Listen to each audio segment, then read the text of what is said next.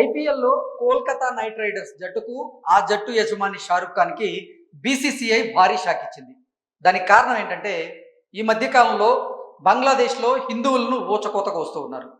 హిందువులే టార్గెట్గా చేసుకొని దాడులు చేస్తూ ఉన్నారు.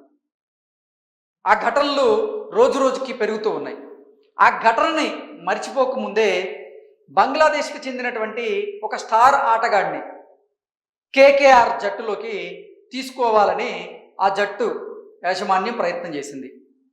దాన్ని ఖండిస్తూ సామాజిక మాధ్యమాల్లో విమర్శలు అయితే రావడం జరిగింది. దానికి కారణం ఏంటంటే అసలు బంగ్లాదేశ్లో హిందువులపై ఊచకోత కోస్తూ ఉన్న, హిందువుల్ని టార్గెట్గా చేసుకొని దాడులు చేస్తూ ఉన్న, హిందువుల్ని పురుగులుగా చూస్తున్నటువంటి పరిస్థితుల్లో అసలు బంగ్లాదేశ్కి చెందినటువంటి ఆటగాడిని ఐపీఎల్లో ఎలా ఆడనిస్తారు, అందులోనూ కోల్కతా నైట్ రైడర్స్ జట్టులోకి బంగ్లాదేశ్ స్టార్ ఆటగాడిని ఎలా తీసుకుంటారు అంటూ చాలామంది సామాజిక మాధ్యమాల్లో విమర్శలు చేస్తున్నటువంటి క్రమంలో బీసీసీఐ దీంట్లో ఇన్వాల్వ్ అయ్యి ఇప్పుడు కోల్కతా నైట్ రైడర్స్ జట్టుకైతే కీలకమైనటువంటి ఆదేశాలు జారీ చేసింది. ఆ ఆదేశాలు ఏంటి అనేది ఒకసారి మనం పూర్తి స్థాయిలో విశ్లేషణ చేసుకునేటువంటి ప్రయత్నం చేద్దాం. షాకింగ్, ఐపీఎల్ నుంచి బంగ్లాదేశ్ స్టార్ ప్లేయర్ అవుట్ అనుకున్నదే అయింది. ఎన్నో విమర్శలు, మరెన్నో ఆరోపణలు, వీటన్నింటి నడుమ బంగ్లాదేశ్ ఆటగాడిని ఐపీఎల్ ఫ్రాంచైజీలో కేకేఆర్ జట్టు దక్కించుకోలేకపోయింది.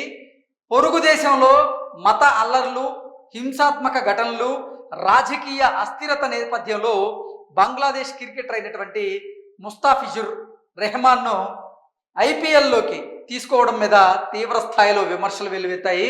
ఈ నేపథ్యంలోనే బీసీసీఐ కీలక నిర్ణయం తీసుకొని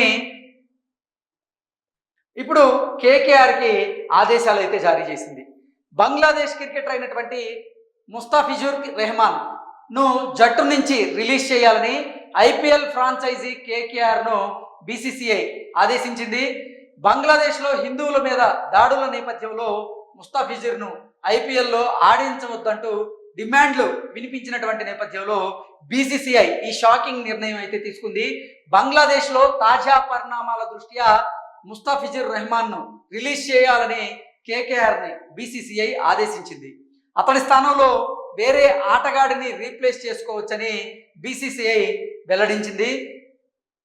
ఇది బీసీసీఐ సెక్రటరీ అయినటువంటి దేవజిత్ సైకియా ఆయనైతే ఈ అంశాన్ని చెప్పుకుంటూ వచ్చాడు. ఇటీవల జరిగినటువంటి ఐపీఎల్ 2026 మినీ వేలంలో చెన్నైతో పోటీ పడి మరి కోల్కతా నైట్ రైడర్స్ ముస్తాఫిజుర్ను 9,20,00,000 అయితే కొనుగోలు చేసిన విషయం అందరికీ తెలిసిందే.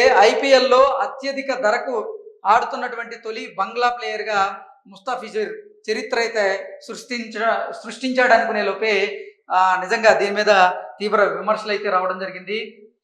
కోల్కతా నైట్ రైడర్స్ జట్టు యజమాని అయినటువంటి షారుఖ్ను ఉద్దేశించి కూడా కొంతమంది ఆరోపణలు, విమర్శలు చేశారు. దానికి కారణం ఏంటంటే బంగ్లాదేశ్లో హిందువుల మీద ఊచకోతకు వస్తూ ఉన్నా, హిందువులనే లక్ష్యంగా చేసుకొని దాడులు చేస్తూ ఉన్నా, అసలు మీరు బంగ్లాదేశ్కి చెందినటువంటి ఆటగాడిని కోల్కతా నైట్ రైడర్స్ జట్టులోకి ఎలా తీసుకోవాలనుకుంటారు, అందులోనూ అంత డబ్బులు వెచ్చించి ఆ ఆటగాడిని ఎలా తీసుకోవాలనుకుంటారంటూ కూడా షారుఖ్ ఖాన్ని టార్గెట్గా చేసుకొని కొంతమంది అయితే సామాజిక మాధ్యమాల్లో విమర్శలు చేశారు. దీని మీద షారుఖ్ ఖాన్ కానీ అతని టీం కానీ స్పందించింది లేదు. కానీ బీసీసీఐ మాత్రం దీంట్లో జోక్యం చేసుకుంది. దానికి కారణం ఏంటంటే నిజంగా పెద్ద ఎత్తున తీవ్ర స్థాయిలో విమర్శలు, ఆరోపణలు అయితే వస్తూ ఉన్నాయి.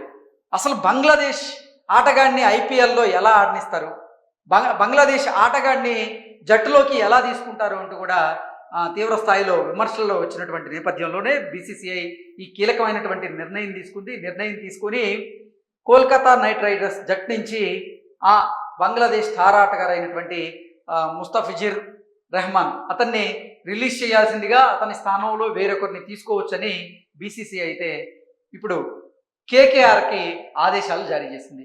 దీని మీద కేకేఆర్ ఎలా స్పందిస్తుంది అనేది మనం వేచి చూడగలుగుతాం. Thank you so much.